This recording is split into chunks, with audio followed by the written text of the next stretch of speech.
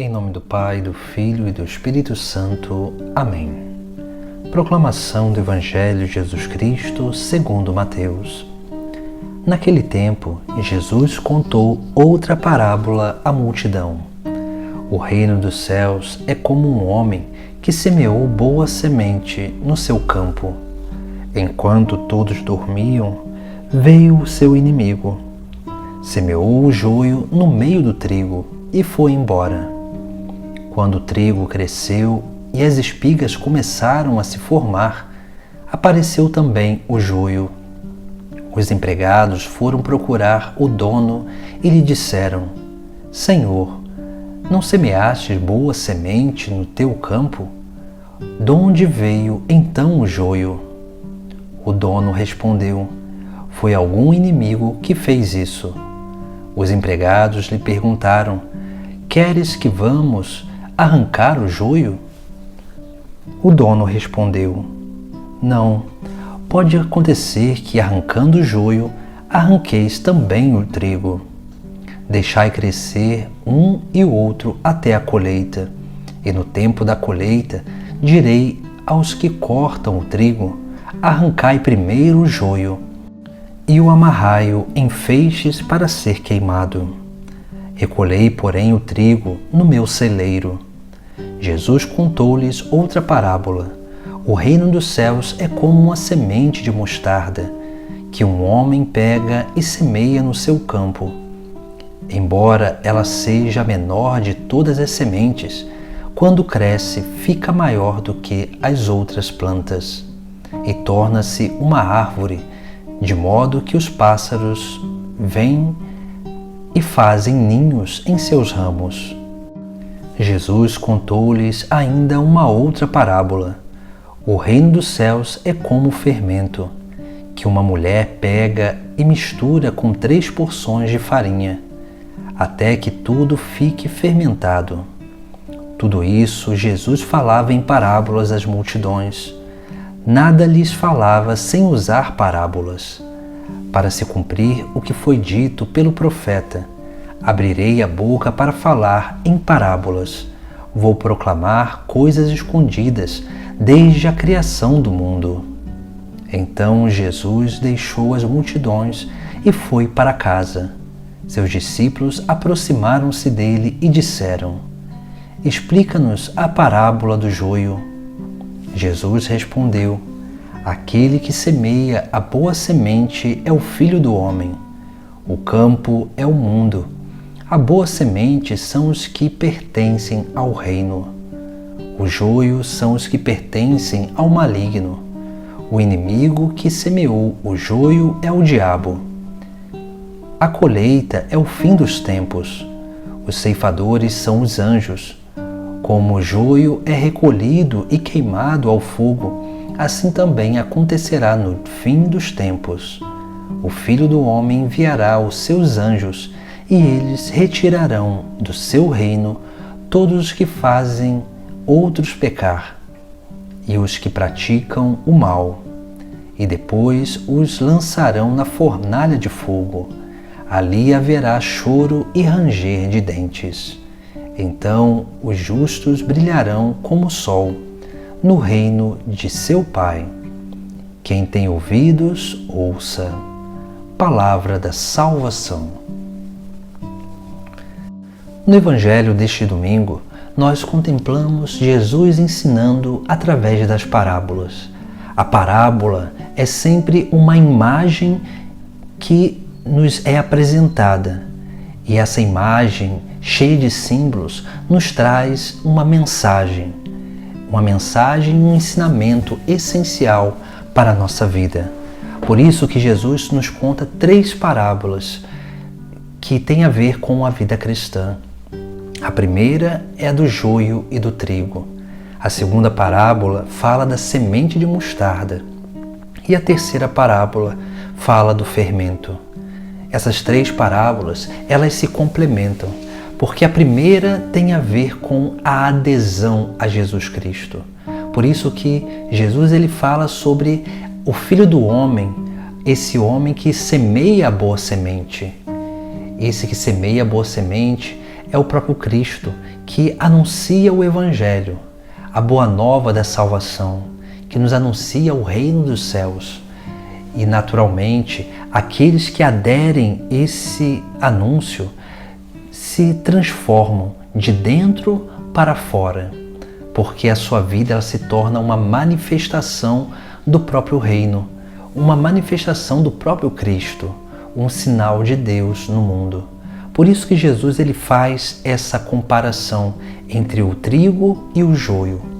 Se nós pegarmos as duas plantas, o trigo e o joio, elas são muito parecidas e podemos dizer que são idênticas, mas há uma única diferença entre essas duas plantas, que só pode ser reconhecido quando aquelas plantas elas estão maduras, porque enquanto elas estão pequenas não se sabe o que é o trigo e o que é o joio.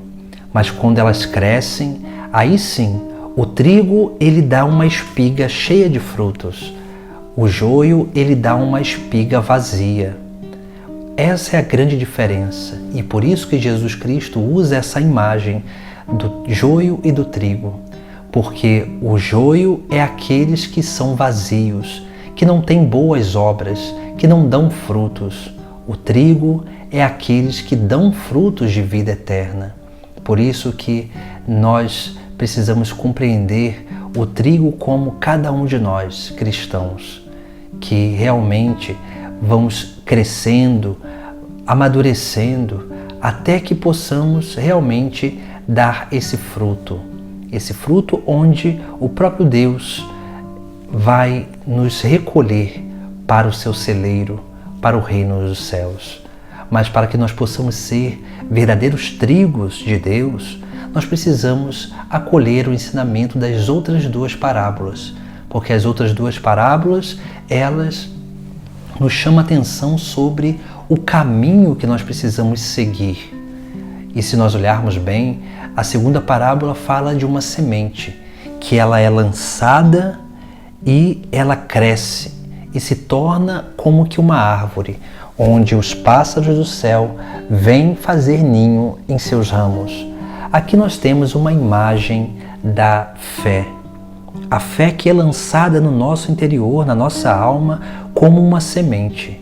Mas essa fé, quando nós começamos a cultivá-la, quando nós começamos a alimentá-la e amadurecê-la, ela vai crescendo, se enraizando e tornando as suas raízes profundas na nossa vida.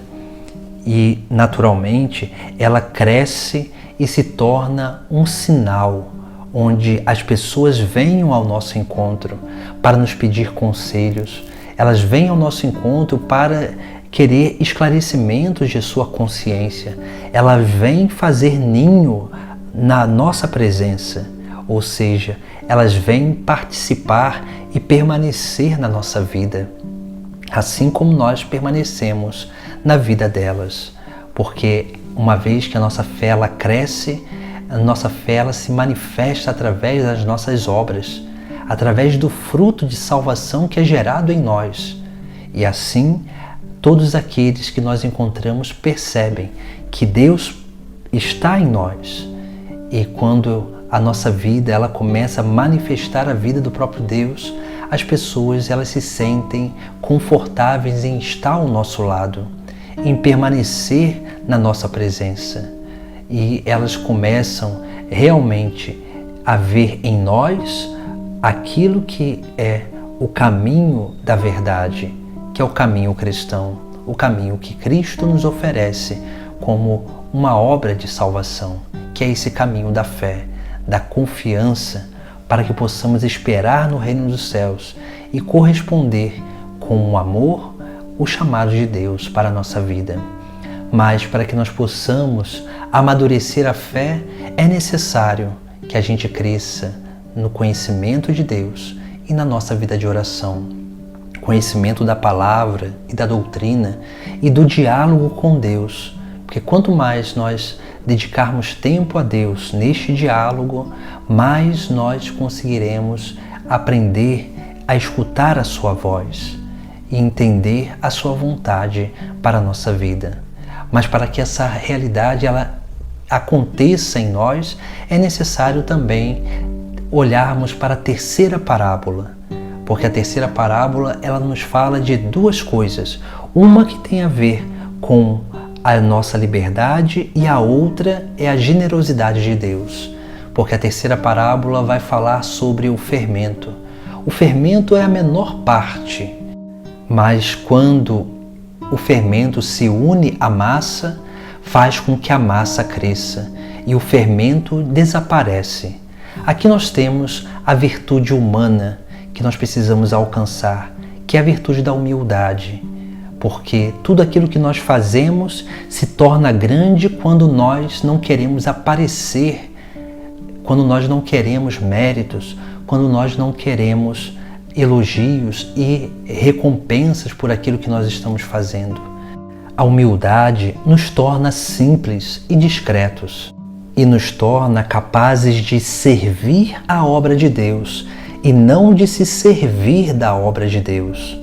Esse é o grande mistério da nossa vida e o grande desafio que nós temos para que realmente possamos perseverar e fazer crescer a nossa fé.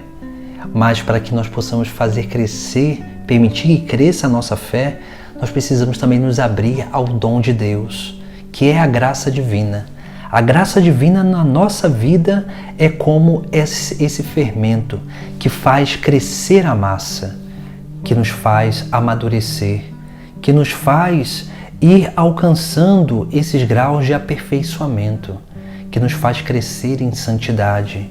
Por isso que é essencial na nossa vida também que possamos buscar a humildade para sermos capazes de permitir com que a graça de Deus se manifeste em nós.